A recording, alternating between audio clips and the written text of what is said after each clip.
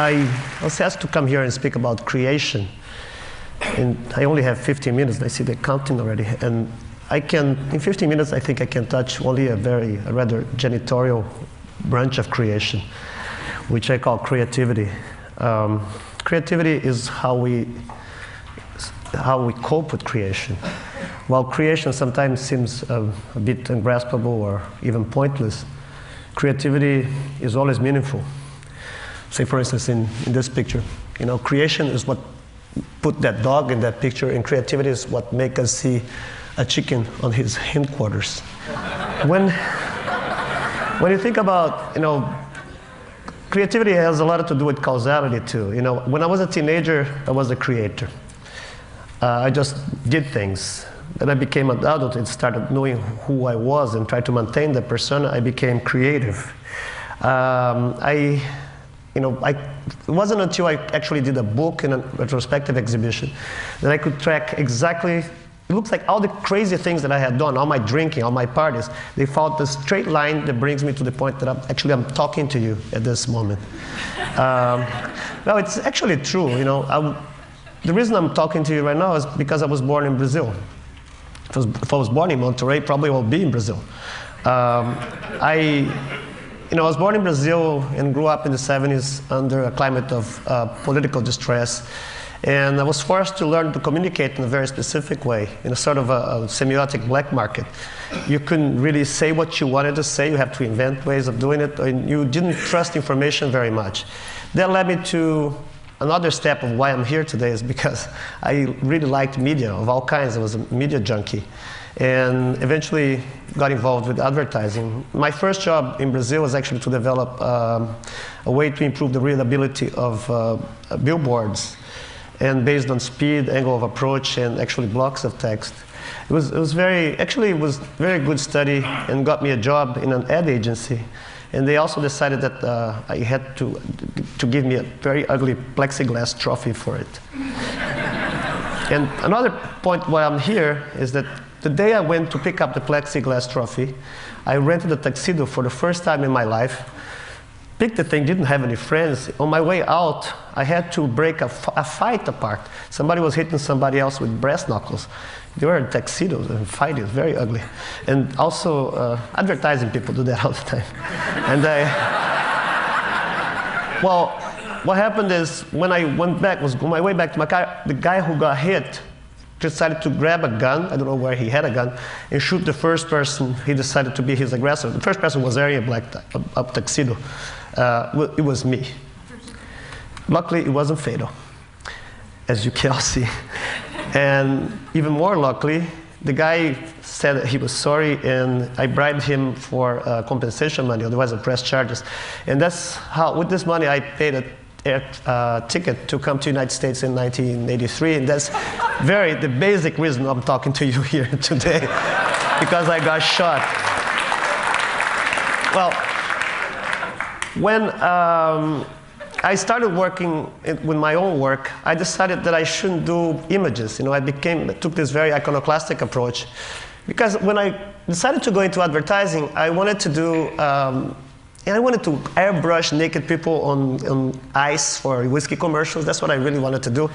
But they didn't let me do it, so they only let me do other things. But I wasn't into selling whiskey, I wasn't into selling ice. The first works were actually objects. It was kind of a mixture of found object, product design, and advertising. And I called them relics. They were displayed first at Stuck's Gallery in 1983. This is the clown skull. It's a remnant of a very evolved race of entertainers. They lived in Brazil a long time ago. This is the Ashanti joystick. Unfortunately, it has become obsolete because it was designed for Atari platform. PlayStation 2 is in the works. Maybe for the next TED, I'll bring it. The rocking podium. This is the pre-Columbian coffee maker. Actually, The idea came out of an argument that I had at Starbucks that I insisted that I wasn't having Colombian coffee. The coffee was actually pre-Colombian. The bonsai table. The entire Encyclopedia Britannica bound in a single volume for travel purposes. And the half tombstone for people who are not dead yet. I'm sorry. I wanted to take that, into the realm of images, and I decided to make things that had the same identity conflicts. So I decided to work with clouds, because clouds can mean anything you want. But I wanted to work in a very low-tech way, so something that would mean at the same time a lump of cotton, a cloud, and Durer's praying hands, although this looks a lot more like Mickey Mouse's praying hands. But I was still, this is a kitty cloud. They're called equivalents after Alfred Stieglitz's work, the snail. But I was still working with sculpture. I was really trying to go flatter and flatter. The teapot. I had a chance to go to Florence in, I think it was '94, and I saw Ghiberti's Door of Paradise. And he did something that was very tricky. He put together two different media from different periods of time. First, he got, no age-old way of making images, which was relief. And he worked this with three-point perspective, which was brand new technology at the time. And it's totally overkill. And your eye doesn't know which level to read, and you become trapped into this kind of representation.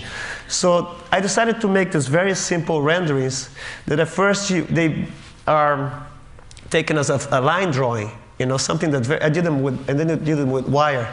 The idea was to, because everybody overlook like pencil drawings, and they would look at it, it's a pencil drawing, and then you have this double take and see that it's actually something that existed in time. It had a physicality. And you start going deeper and deeper into a sort of narrative that goes this way towards the image. So this is a monkey with Leica. Relaxation. Wow. Fiat lux. And the same way the history of representation evolved from line drawings to shaded drawings, and I wanted to deal with other subjects, I started taking that into the realm of landscape, which is something that's almost a picture of nothing. I made these pictures called pictures of thread, and I named them after the amount of yards that I used to represent each picture. These always end up being a photograph at the end, or more like an etching in this case. So this is a lighthouse. This is 6,500 yards after Corot. 9,000 yards after Gerhard Richter. And I don't know how many yards after John Constable. Departing from the lines, I decided to tackle the idea of points, which was more similar to the type of representation that we find in photographs themselves. I had met a group of children in the Caribbean island of St. Kitts, and I did work and play with them. I got some photographs from them. Upon my arrival in New York, I decided they were children of sugar plantation workers. And by manipulating sugar over a black paper, I made portraits of them. These are, thank you. This is Valentina de Festas. It was just the name of the child with the little thing you get to know of somebody that you meet very briefly. Valicia. Jacinta. But another layer of representation was still introduced. Because I was doing this while I was making these pictures, I realized that I could add still another thing. And I was trying to make a subject, something that would interfere with the theme. So chocolate is very good because it brings to mind ideas that go from scatology to romance. And so I decided to make these pictures, and they were very large, so you had to walk away from it to be able to see them. So they're called pictures of chocolate. Freud probably could explain chocolate better than I. Was the first subject. And Jackson Pollock also. Pictures of crowds are particularly interesting because you go to that, you try to figure out the threshold with something that you identify very easily, like a face goes into becoming just a texture. Paparazzi. I used the dust of the Whitney Museum to render some of pieces of their collection. And I picked minimalist pieces because they're about specificity. And you render this with the most known specific material, which is dust itself. Like, it has the skin particles of every single museum visitor. They do a DNA scan on this, they will come up with a great mailing list. This is Richard Serra.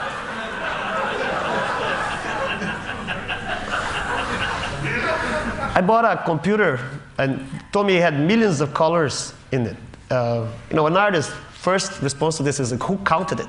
I realized that I never worked with color because I had a hard time controlling the idea of single colors. But once they apply it to numeric structure, then you feel more comfortable. So the first time I worked with colors was by making these mosaics of Pantone swatches. They end up being very large pictures, and I photographed with a very large camera, 8x10 camera, so you can see the surface of every single swatch of people, like in this picture of Chuck Close. And you have to walk very far to be able to see it. Also, the reference to Gerd Richter use of color charts. And the idea also entering another realm of representation that's very common to us today, which is the bitmap. I ended up narrowing the subject to Monet haystacks. This is something I used to do as a joke, make the same, like Robert Smith's Spiral Jet, and then leaving traces of that as if it was done on a tabletop, like trying to prove that he didn't do that thing in the Salt Lake. But then, just doing the models, I was trying to explore the relationship between the model and the original, and I felt that I would have to actually go there and make some earthworks myself. I opted for very simple line drawings, kind of stupid looking, and at the same time I was doing this very large construction to be 150 meters away. Now I would do very small ones, which would be like, but under the same light. And I would show them together, so the viewer would have to really figure out what he was looking. I wasn't interested in the very large things or in the small things, but I was more interested in the things in between, because you leave an enormous range for ambiguity there. This is like you see the size of a person over there. This is a pipe hanger. And this is another thing that I did, working, I think everybody loves to watch somebody draw, but not many people have a chance to watch somebody draw in like a lot of people at the same time to evidence a single drawing. And I love this work because I did this cartoonish clouds over Manhattan for a period of 2 months. And it was quite wonderful because I had an early interest in theater that's justified on this thing. In theater, you have the character and the actor in the same place trying to negotiate each other in front of an audience. And in this, you would have like something that looks like a cloud, and it is a cloud at the same time. So they're like perfect actors. My interest in acting, especially bad acting, goes a long way. Actually, I once paid like $60 to see a very great actor to do a version of King Lear. And I felt really robbed because by the time the actor started being King Lear, he stopped being the great actor that I had paid money to see. On the other hand, I